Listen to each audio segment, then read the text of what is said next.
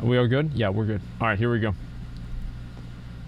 Let's see here. I'm sorry, they aggroed like a bunch of mobs. I'm trying to help them so they don't all die, but I think that it might happen anyway. Yeah, you guys probably want to watch out for the mobs whenever they do like the stuff where they run away. It's just not really good, and they'll kill everybody. Okay. Breaking news: Activision. How can a company lie and not get penalized? There's plenty of things you can lie for, and then it's not against the law. I mean, it's not against the law to lie to people unless you're lying about your product, you know? So, like, somebody lies about some random-ass bullshit, like, Blizzard's not going to, or, you know, the government's not going to give a fuck about that. Doesn't matter to anybody.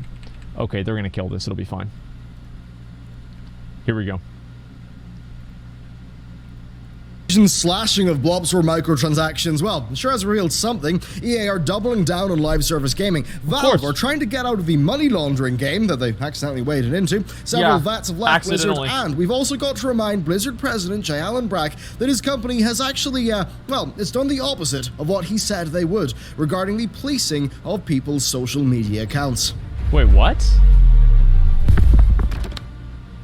Hey everyone, welcome back to another edition of The Roundup. Of course, be sure to like, sub, and ring that bell to let the YouTube algorithm know that you enjoy the content. Okay, first up, a quick Activision story. So, Call of Duty Black Ops 4 is a game that was pretty much renowned for getting extremely evil with its monetization, even putting new weapon unlocks inside its loot crates. This was pretty darn absurd, and it was a pretty darn transparent play to just get people to, like, pull that lever, you know, that loot box lever, that slot machine lever, to try to get the new weapons. Yeah, just buy more money. Now, what's very interesting is that with Call of Duty Black Ops 4 no longer being the in vogue Call of Duty, with of course Modern Warfare coming out recently, they've updated it to make it so that reserve cases can actually be traded in for weapons directly. You can trade in 50 reserve cases and just choose a weapon from a list that you want to get. This is, you know, far more fair. It's a direct way to earn those things, and it's pretty darn transparent that they've only done this once, you know, Black Ops 4 is no longer the mainline Call of Duty game. Right, that way whenever the game's not selling any more boxes, they add in the, you know, direct purchases, because they can look like good guys whenever they do that, adding it into a game that almost has nobody buying microtransactions in it anymore because nobody gives a shit. The issue with games and microtransactions is the microtransactions become more valuable the more people are playing the game. So if a lot of people are playing a game, buying something like a cool weapon or something like that in the game matters more. That's why I think that private servers, for example, fake their populations. Because if you have a higher population, let's say you have a server with, you know, 20,000 people on it, buying a scarabord mount on that server is going to be worth comparatively more than if you're buying a scarabord mount on a server that has 200 people on it, because you have that you have that to show off to more people. And I think this is the same thing with a lot of these other larger games as well.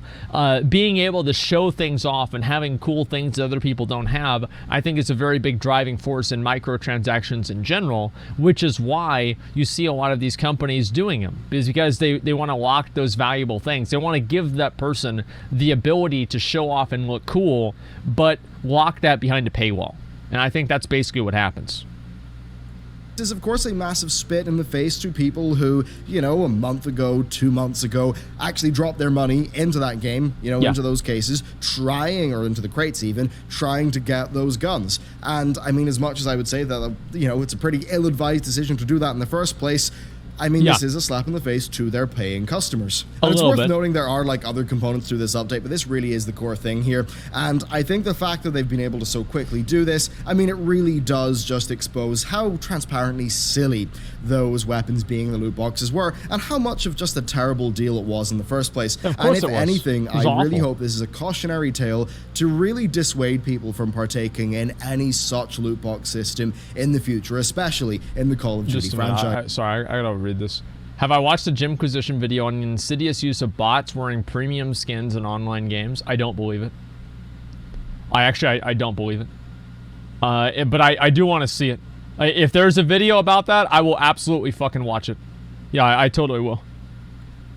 Then next up, we've got to help out our old friend J. Allen Brack, president of Blizzard Entertainment. You see, he apologized for moving a bit too quickly and being a bit too harsh on Blitzchung, which, I mean, is not really what a lot of people wanted to hear. But yeah, he did confirm that the final decision is the 6-month ban. They're not Nobody changing gave a that. shit. But the side story here that I'm covering today is he said they're committed to freedom of expression and that their rules only apply to, you know, being within an actual tournament where they want the focus to be in the games. Well, Jay, I've got to break it to you, but your company actually went on to violate a part of your policy recently. Really? So here's what Jay said to PC Gamer. If you think about the people we have that are esports athletes, our grandmasters, or anyone participating in esports, they're free to say and do whatever they want on their social media channels. Well, first, I wonder if QXC agrees with that, but anyway, are you sure, Jay? Because a few weeks ago, the Dallas Fuel coach posted a tweet in favor of Blitzchung. Now, you may not have seen that tweet because he was later told by the Overwatch League to delete it. So, you know what, Jay? That actually goes in the face of what you just said. So maybe you want to take a look at the internal decision-making there.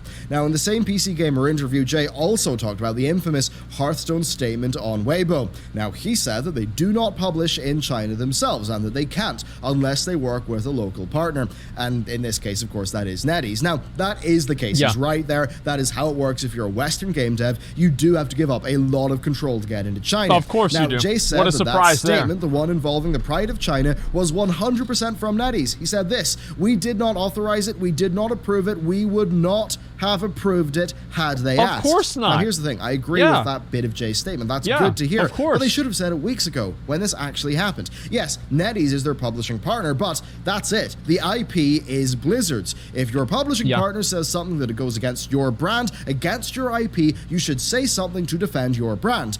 Now I would agree with that. It's, you know, fine for him to say that. It's safe. I think it's just like it's a really messy situation, right? I mean, you can't just go in there and fucking say, oh yeah, we said this, but we didn't really mean to say it because these other people were saying it. And even though they're called Blizzard, they're not Blizzard. So it's like explaining that to the public is impossible to do. Like Jay, and like realistically, I mean, think about it like this, guys. Oh, what the fuck? The legs dropped.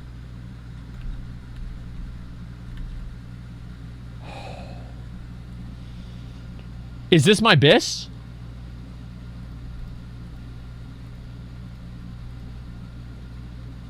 Is this my bis?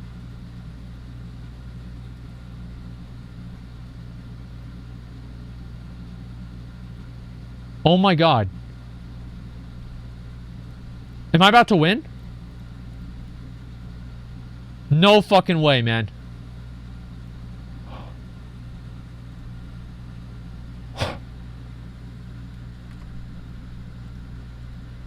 He's ready. He's ready to hit 60 now. All right, let's zone out. Kagri, thank you very much for coming. I appreciate it. We have to do it in 5-man because we lose like half of the experience for like for doing it without a 5-man. And so thank you very much for coming. No, I really appreciate that. More geared than your warrior. I actually think my warlock might be more geared than my warrior, unironically. Love you. I love you too, Kagri. You guys can keep clearing through the instance or just go back and reset. I actually don't care. Just do it. Do whichever mobs you need to do. I also need to do fucking BRD, but I'll do that later.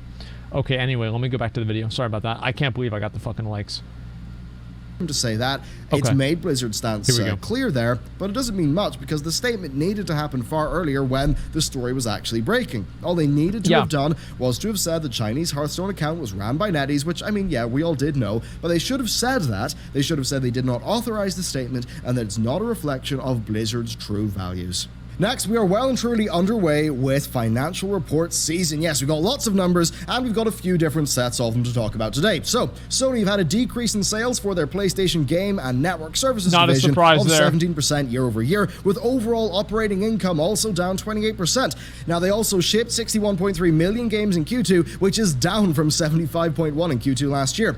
Why? Well, mostly the usual end-of-generation slump, but they did see an uptick of PS Plus members, but that said, it was a bit more lower than they expected. This has led to a 9% downward revision that is down to lower than expected software sales, including the impact of a change in the launch date of a first-party title. So, I think, quite obviously, it's pretty big deal. Too. Oh, now, yeah! We then also have Ubisoft earnings report. Delayed now, this that. is one, if you were on the channel last week, you would have seen they got ahead on via press release. Now, the core of it is that Siege and Odyssey are doing super well, but that they've got a year-over-year decrease in Q2 sales of 9% and a 5% drop in net bookings, with overall operating income down 93.8% to 7.7 million. Naturally. Still, though, with them revamping their internal processes and a strong 2020 lineup, they have really good projected net bookings of 2.9 billion for that. This would matter to me if I cared about video games besides good WoW. For Ubisoft, and I've got to admit, I do like seeing the company take a short-term hit for long-term health and quality. Next, though, it's time to return to the slick corporate bad boy of EA,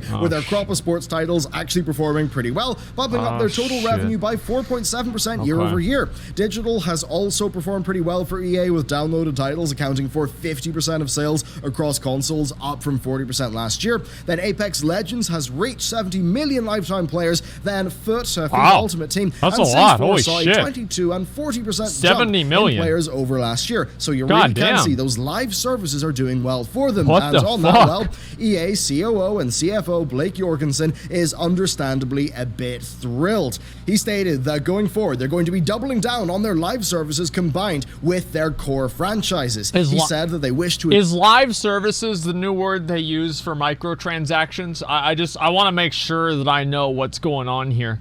You know, you have to keep track of all this kind of stuff, okay? Yes, okay, so live services. Okay, see, you know how they just keep changing it a little bit? They just keep changing it a little bit. Okay, yeah, I see how that works. Invest in games that people are going to play for longer and engage in more deeply, and that their goal is, big surprise here, to drive growth and profitability. What an incredible statement, Blake. Now, what does it actually mean here? Well, they also said that the next Battlefield entry is in fiscal year 2022, so likely Q3 or Q4 calendar 2021, and it's going to have a large live service component at its core, and that Apex Legends is going to be their main shooter through fiscal 2021. Again, it's another live service game. Seemingly, they think that Battlefield 5 Pacific can hold the fort, and another reason is that, well, according to Andrew Wilson, they want to actually wait a year or two for growth in the new consoles, which I think makes sense if you're going to be planting some seeds and you know the soil is going to be a bit more fertilized. Maybe you want to wait until the soil is good, and that's pretty much what they're going to be doing there. Then next up, we've got CSGO key trading. So, Valve have decided to stop letting players trade keys, confirming the newly purchased keys will now be tied to the purchasing account. That's and you might be wondering, why am I even talking about this? Does it matter? Probably a good CSGO? thing, right? Well, the effort was actually made to curtail worldwide fraud networks. Yeah, it's got to be fraud. I mean, the thing is, like, yeah, having key giveaways is great, but is it worth having fraud on a massive scale? No. Like, of course they were going to do this. I was surprised they hadn't done this earlier. This is, of course. Who use CSGO key selling to liquidate their gains, and much of that's a quote from Valve. Valve noted that previously the majority of key trades were actually between legitimate customers, but they said that nowadays, quote, nearly all key purchases that end up being traded or sold on the marketplace are believed to be fraud sourced. It's pretty wild, isn't it? Valve's war on fraud is, of course, pretty well documented. This most recent change does come following last year's adjustments to the trading system, which implemented a cooldown period that could actually put an item on hold for trading. Now, this step was, of course, intended to combat the use of automated Steam accounts to basically mimic player trading for fraud purposes. Valve did say that like this is unlikely to affect the vast majority of CSGO users who buy keys to open containers, but they did admit that there are like some legitimate users who actually will be impacted by it. Still, they are nonetheless adamant that this ban is necessary, a necessary step in their efforts to combat fraud across Steam and other products in general. And that is very important, because if it's obvious that fraud is a major thing on Steam, then... Well, it's a major thing everywhere. Like, the thing with fraud and, like, games and, like, having so much fraud in these fucking games. You know, why do they have so much fraud in the games? Here's why. It's because people can make money off of it. As long as they can make money off of it and, like, make these fucking keygens and shit. Like, you guys remember back in, like, the Pirate Bay days, right? Where people would try to download keygens and shit to, like, try to get in and get, like, this free stuff. I mean, like, this isn't a 5-head thing. This is literally a 1-head idea. It's nothing that's incredible. Like, yeah, obviously, people are going to try to do as much fucking shit to get free keys and everything like that as possible. So, like, these companies being smarter about how they give out keys and the distribution of the keys is only going to help them.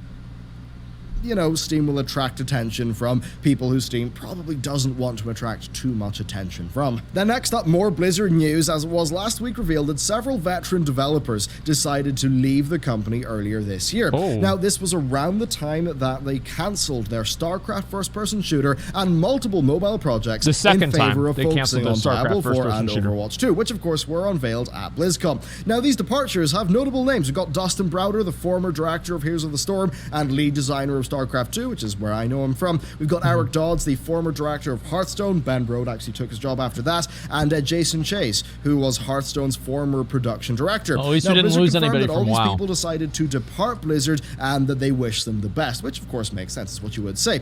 Now, overall, I think this does make sense, because two of them were working the StarCraft 1, another one was working on an unannounced project. They were cancelled, so it makes sense for them to move on. Maybe they're even working together now, it's hard to tell. Now, that said, I wonder if they Ben were Brode was really cool. Maybe I liked him. Like a non-compete or snipe clause in their contracts, but I mean, overall it does make sense. Now, I have heard tales of changing culture there from current and past employees, but overall I can't speak to why these individuals I've heard left, the same thing. but just think about it from your own perspective. It's hard to if say. you were working in a game for 3 years, you've been at a company for 10 or 15 years, and then your big new game gets cancelled, maybe you would feel like it's time to move on somewhere else and try something new. Not a surprise there at all. We've got something rather funny, as some of Fallout 76's premium players are caught up in a class war.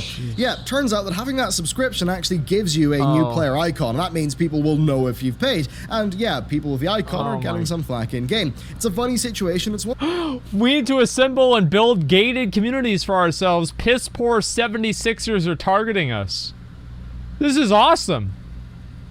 We sometimes see across other games, such as players with Stormouts in World of Warcraft having the /spit emote used on them. Now, in this case, first players actually get an easier ride, right? They've got more convenience in return for their money, and that's something that no doubt will, piss people off. I think it could be a main thrust of the flack that they're receiving. Overall, though, it's a problem that Bethesda will have to address. There it is, boys. But in the meantime, well, that's us. I mean, we it's did kind that. Fun to laugh at, isn't it? And then finally, to wrap up today's show, let's talk about some upcoming releases this week. And I mean, it's pretty darn simple, isn't it? We've got Red Dead Redemption 2 hitting PC, but only via the Rockstar launcher this week. It's not going to hit Epic, Steam, or I'm humble till later. Wait, there's a Rockstar launcher too now?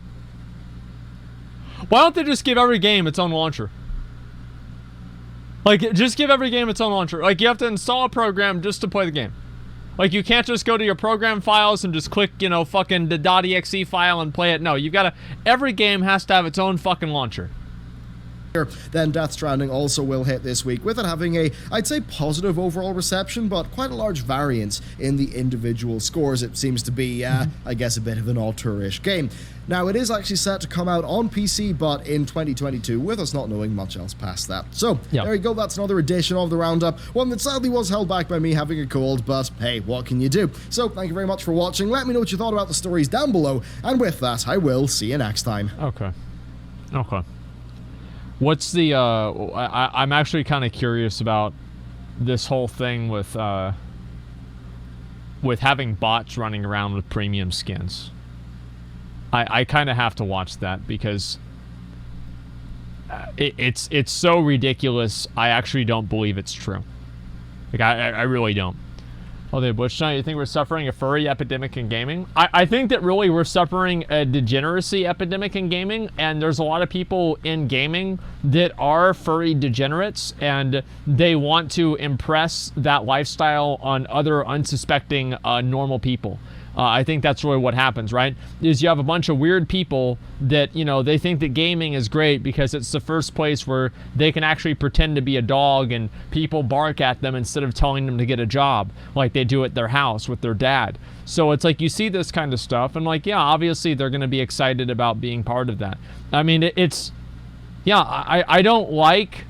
I don't really care in a way I don't care about furries, but in a way I do. The only thing I don't like is the fact that anybody that plays off any sort of sexual deviancy like that as being normal. It's not normal to want to fuck a dog. That's not normal. That's not normal at all. Period. No fucking way. You don't want to do that. Kink shaming.